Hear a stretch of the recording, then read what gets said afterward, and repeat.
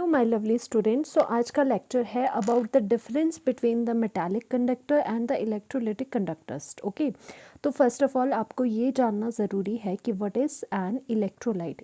Electrolyte होता क्या है? Electrolyte is a substance in aqueous या फिर molten form which dissociates into ions.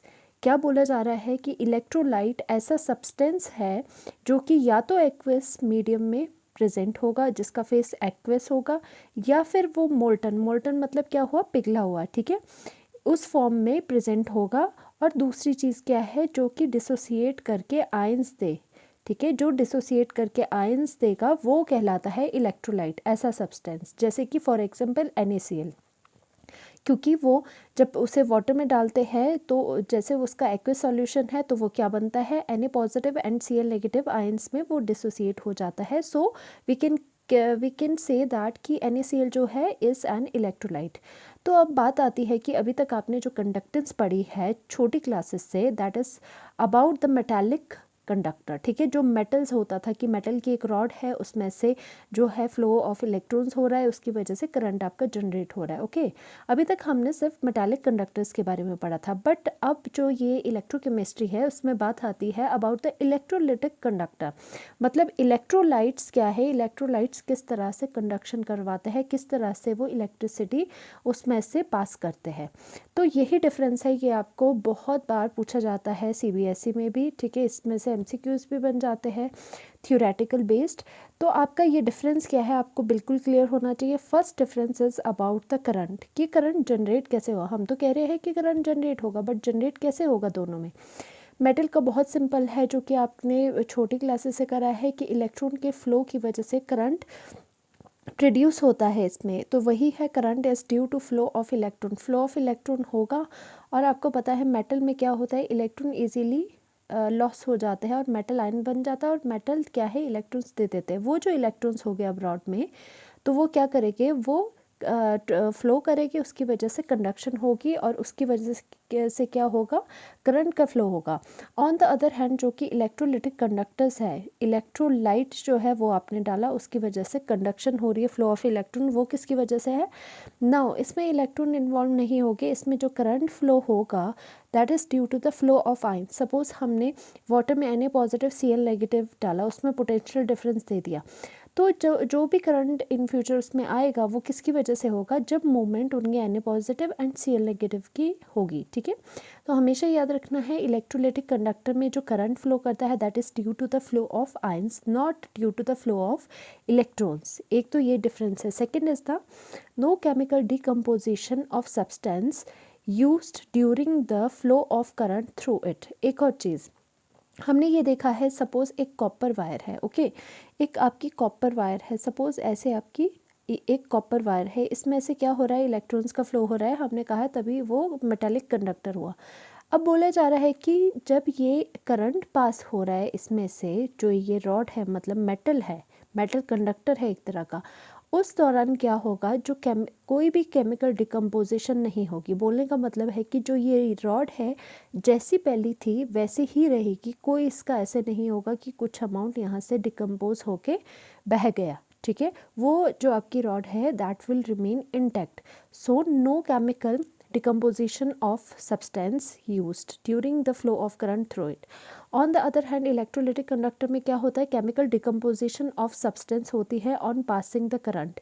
क्या बोला जा रहा है कि जैसे जैसे क्या होता है, जैसे आपका करंट पास करेगा, कुछ ना कुछ ऐसी चीज़ें होगी जिसकी वजह से केमिकल डिकम्पोजिशन होगी उस चीज़ की। इसका मतलब केमिकल रिएक्शंस किस में होती है, इलेक्ट्रोलिटिक कंडक्टर में केमिकल चेंज होता है, और मेटालिक कंडक्टर में क्या होता है, जस्ट फिजिकल चेंज होता है। ओके, यहाँ पे केमिकल डिकम्पोजिशन होगी, ये याद रखना है आपने। Now comes to the resistance, this is very important. Resistance is due to the vibrating kernels. अब आपको पता होना चाहिए मेटल में, जो आपको ये याद रखना है कि मेटल में जो इलेक्ट्रॉन वो जो आपकी करंट फ्लो हो रहा है वो that is due to the electrons, ठीक है।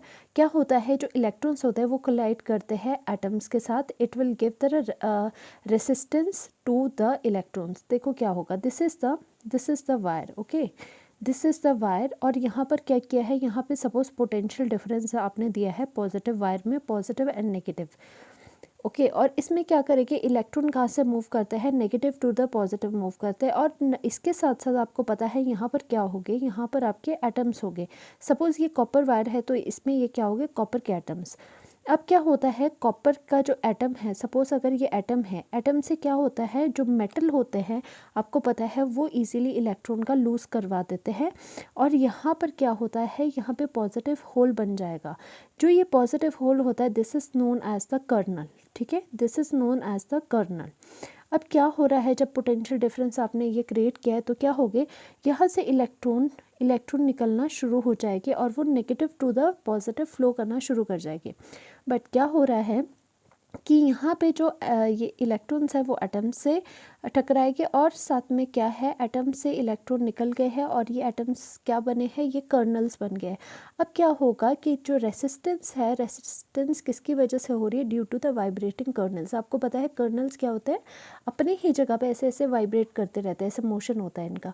और जब वो वाइब्रेट करते रहेंगे, इलेक्ट्रॉन्स तो यहाँ से यहाँ जा रहे हैं और ये क्या है, ये कर्नल्स बन गए। अब जो एटम्स थे वो क्या है, वो दीज कीप ऑन वाइब्रेटिंग और उसके बाद क्या होगा, ये रेसिस्टेंस प्रोवाइड करेंगे। और रेसिस्टेंस क्या होती है, वही कि जो फ्लो ऑफ इलेक्ट्रॉन्स या फिर फ्लो ऑफ करंट को हिंड्रेंस प्रोवाइड करे, वो होती है रेसिस्टेंस। तो हमेशा जब भी पूछा जाए मेटालिक कंडक्टर में रेसिस्टेंस कौन देता है, रेसिस्टेंस देती है due to the vibrating kernels. जो कर्नल्स है वो वाइब्रेट कर रहे हैं, उसकी वजह से आपको मेटालिक कंडक्टर में रेसिस्टेंस देखने को मिल रही है। On the other hand very interesting कि जो आपका इलेक्ट्रोलाइटिक कंडक्टर है उसमें जो रेसिस्टेंस है वो किसकी वजह से होती है, that is due to the interactions. अब देखो इंटरेक्शंस किस तरह की है, 3 तरह की इंटरेक्शंस है। फर्स्ट है आपकी सॉल्यूट सॉल्यूट इंटरेक्शन, सेकंड होती है सॉल्यूट सॉल्वेंट इंटरेक्शन, थर्ड होती है आपकी सॉल्वेंट सॉल्वेंट इंटरेक्शन। फर्स्ट में सॉल्यूट सॉल्यूट इंटरेक्शन क्या बोला जा रहा है, ध्यान से देखना। सपोज़ हमने इलेक्ट्रोलाइट लिया, Na पॉजिटिव Cl नेगेटिव, वो हुआ आपका सॉल्यूट। उसे डाला किसी आपने सॉल्वेंट में, सपोज़ आपने क्या किया, सपोज़ इस तरह से है कि आपने NaCl जो है उसको क्या हुआ, वाटर में डाल दिया और सॉल्वेंट हो गया इसका वाटर। बट हमने बात करनी है सॉल्वेंट सॉल्वेंट इंट्रैक्शन की, and our solvent is NaCl here. तो आपको पता है इलेक्ट्रोलाइट क्या होते हैं, जो आयंस पे कन्वर्ट होते हैं। तो जो आपका सॉल्यूशन होगा उसमें क्या हो गया, Na positive and Cl negative ions present हो गए। सपोज़ ये सॉल्यूशन है आपका, इलेक्ट्रोलाइटिक कंडक्टर है पूरा बना हुआ सेटअप और यहाँ पे पोटेंशियल डिफरेंस है दिया हुआ। अब क्या होगा, पॉजिटिव नेगेटिव की तरफ जाएगा, आयंस का फ्लो क्या होगा, पॉजिटिव से नेगेटिव की तरफ होगा, नेगेटिव से पॉजिटिव की तरफ होगा आयंस का फ्लो। अब क्या हो रहा है कि रेसिस्टेंस मतलब इसके जो फ्लो है ना, फ्लो आयंस का फ्लो, उसको कौन हिंडर कर रहा है, उसमें रुकावट कौन बन रहा है, वो कहलाएगा रेसिस्टेंस। अब ध्यान लगाओ कि आयन के फ्लो की वजह से यहाँ पे करंट जनरेट होना था, बट क्या है कि यहाँ पर कौन हिंडर कर रहा है इसके लिए फ्लो को, वो कर रहा है इंटरेक्शन, सॉल्यूट सॉल्यूट इंटरेक्शन। क्योंकि क्या है, Na positive and Cl negative के बीच में इंटरेक्शन है जो कि इसको जोड़ के रखती है। अब क्या हो रहा है, ये सॉल्यूट एंड सॉल्यूट है, उनके बीच की इंटरेक्शन क्या कर रही है, इन आयंस को फ्लो करने नहीं दे रही है। तो आयंस जब फ्लो नहीं करेंगे तो करंट भी पैदा नहीं होगा। इसी की वजह से फर्स्ट पॉइंट आता है सॉल्यूट एंड सॉल्यूट में इंटरेक्शन। सॉल्यूट सॉल्यूट क्यों कहा, क्योंकि NaCl एक पूरा सॉल्यूट है, तो उनके आयंस एंड आयंस के बीच में इंटरेक्शन की बात करें, इसीलिए था solute solute interaction. So first आगे ये इस वजह से रेसिस्टेंस कई बार आ जाती है। Second is the solute solvent interaction. Suppose हमने एग्जांपल लिया कि NaCl प्लस वाटर का, मतलब वाटर यहाँ पे सॉल्वेंट है, NaCl यहाँ पे सॉल्यूट है हमारा जो कि इलेक्ट्रोलाइट है, ठीक है, उसको एक्वस फॉर्म में स्टडी कर रहे हैं हम। सपोज़ यहाँ से Na पॉजिटिव एक आयन है, ठीक है, Na positive and Cl negative में कुछ भी आप आयन ले सकते हो, पर यहाँ पे डेमोन्स्ट्रेट करने के लिए मैं Na पॉजिटिव आयन ले रही हूँ और आपको पता है कि वाटर में उसे डाला गया है। तो क्या होगा, वाटर क्या होगा उसके बाद कि इस तरह से होता है कि वाटर उसके चारों ओर एक अपना स्फीयर बना देता है, ये होता है। और इस फिनोमिना को क्या कहते हैं, इस फिनोमिना को कहते हैं सॉल्वेशन, ठीक है, सॉल्वेशन कहते हैं, या फिर क्या कहते हैं, या फिर कहते हैं हाइड्रेशन। हाइड्रेशन, हाइड्रेशन क्या होता है, वाटर का लगना। सो व्हाट हैपन्स कि इसने तो फ्लो करना था, ठीक है, नेगेटिव की तरफ जाना था, बट क्या करेगा, ड्यू टू सॉल्वेशन कह लो या फिर ड्यू टू द हाइड्रेशन, मतलब वाटर का इसके चारों ओर लग जाना। और वाटर कैसे लगेगा, यहाँ पर क्या होती है, इंट्रैक्शन होती है, जो कि अभी हमने ज़्यादा डीपली नहीं जाना है। इंटरेक्शंस होती है जिसकी वजह से यहाँ पे ये स्फीयर बन जाता है। अब क्या होगा कि हमने तो कहा था कि जो आपका करंट होगा वो क्या होता है, is due to the flow of ions. अब यहाँ पे फ्लो ऑफ आयन को ये हिंडर कर रहा है, जा नहीं पा रहा है, क्योंकि यहाँ पे चारों ओर से इसे वाटर ने घेर लिया। इसी की वजह से एक इंट्रैक्शन रेसिस्टेंस का काम करती है, कौन से वाली, सॉल्यूट सॉल्वेंट इंट्रैक्शन, जिसमें कि मेन आता है सॉल्वेशन या फिर hydration. Third is solvent solvent interaction, मतलब जैसे वाटर एंड वाटर है, ठीक है, दीज आर द सॉल्वेंट, ठीक है, जैसे NaCl को वाटर में डाला है तो सॉल्वेंट सॉल्वेंट इंट्रैक्शन। अब देखो इसमें क्या हो रहा है कि विस्कस, इसमें देखो इसमें क्या होता है कि आपको पता है जितना डेंसर आपका लिक्विड होगा उतनी कोई चीज़ उसमें हार्डली मूव करेगी आगे, जितना लाइट जितना पतला आपका जो लिक्विड होगा उसमें इजीली मूव करेगी कोई भी चीज़। सो सॉल्वेंट सॉल्वेंट इंटरेक्शन में इसलिए डिपेंड करता है कि अगर लिक्विड डेंसर है, यहाँ पे डेंसर है तो हार्डली मूव करेगी। इसका मतलब कौन से फैक्टर है, विस्कस फोर्स और फ्रिक्शन फोर्स इन लिक्विड भी डिटरमाइन करती है कि आपका करंट कैसा होगा, या फिर ये आपकी रेसिस्टेंस की तरह सर्व करती है। ठीक है, रेसिस्टेंस की बातें हो गई यहाँ पे, बहुत इंपॉर्टेंट था। Now comes to the effect of temperature on the resistance and hence on the conductance. देखो कि अब बोला जा रहा है कि टेम्परेचर को अगर राइज करेंगे, टेम्परेचर को अगर इंक्रीज़ करेंगे तो रेसिस्टेंस पे क्या फ़र्क पड़ेगा। सबसे पहले तो रेसिस्टेंस क्या थी, रेसिस्टेंस थी जो ये कर्नल्स वाइब्रेट कर रहे थे, ठीक है, और इलेक्ट्रॉन के पाथ में आ रहे थे, ये था आपकी रेसिस्टेंस। अब टेम्परेचर इंक्रीज़ करेंगे तो खुद दिमाग लगाओ, टेम्परेचर इंक्रीज़ करने से आपको पता है काइनेटिक एनर्जी कोई भी चीज़ ले लेता है, उसकी काइनेटिक एनर्जी हाई होने की वजह से क्या होता है, रैंडम मोशन होता है, मतलब उस चीज़ में मोशन आ जाता है। तो टेम्परेचर इंक्रीज़ करने से काइनेटिक एनर्जी ज़्यादा हो जाएगी और उसकी वजह से क्या होगा, कर्नल्स जो है जो अभी थोड़े थोड़े मूव कर रहे थे वो ज़्यादा मूव करने लग जाएगी। ठीक है, temperature increases cause, temperature increase करने से जो ये कर्नल्स है, पॉजिटिव चार्ज स्पीशीज़ है, उसकी क्या होगी, उसकी मूवमेंट ज़्यादा हो जाएगी, जिसकी वजह से अभी तक जो इलेक्ट्रॉन का फ्लो था उसको ये और भी ज़्यादा ये हिंडर कर देगा ड्यू टू द मोशन। ठीक है, वेरी फास्ट मोशन। सो उतना भी फास्ट नहीं बट कंपैरेटिवली ज़्यादा।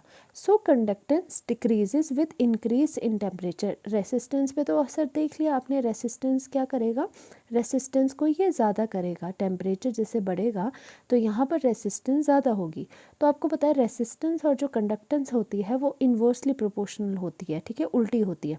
तो इसका मतलब जैसे टेम्परेचर अगर राइज करेगी इसका मतलब कंडक्टेंस आपकी कम होगी, क्योंकि वो फ्लो ऑफ इलेक्ट्रॉन को आगे नहीं जाने देगी। इसका मतलब टेम्परेचर इंक्रीज़ करने से कंडक्टेंस आपकी डिक्रीज़ हो रही है।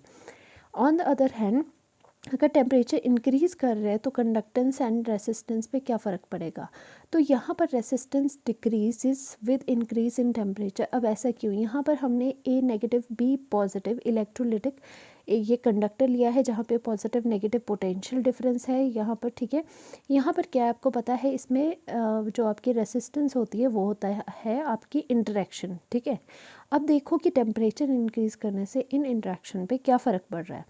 जब टेम्परेचर इंक्रीज़ करेंगे तो इनके बीच की जो इंटरेक्शन है, या फिर एक तरह से अगर लेमन में कहूँ तो बॉन्ड टाइप सोच लो इंटरेक्शन को, वो क्या होगा, इन दोनों के बीच में डिक्रीज़ होता जाएगा, वो कम होता जाएगा विद इंक्रीज इन टेम्परेचर। अब क्या होगा, सो आर डिक्रीजेस, सो क्या होगा, रेसिस्टेंस जो है, जो कि क्या है, रेसिस्टेंस क्या है, इंटरेक्शन है, वो डिक्रीज़ करेगी, और जो इसका मतलब जो कंडक्टेंस है, फ्लो ऑफ जो आयंस है इसमें, वो अच्छे से हो जाएगा। क्योंकि यहाँ पर अगर ये इंटरेक्शन कम होगी, सपोज़ कम होगी, तो A नेगेटिव पॉजिटिव की तरफ जो आयन है वो इजीली फ्लो कर देगा, B पॉजिटिव जो आयन है वो नेगेटिव की तरफ इजीली फ्लो कर देगा। इसकी वजह से जो कंडक्टेंस है वो आपकी क्या होगी, इंक्रीज़ हो जाएगी।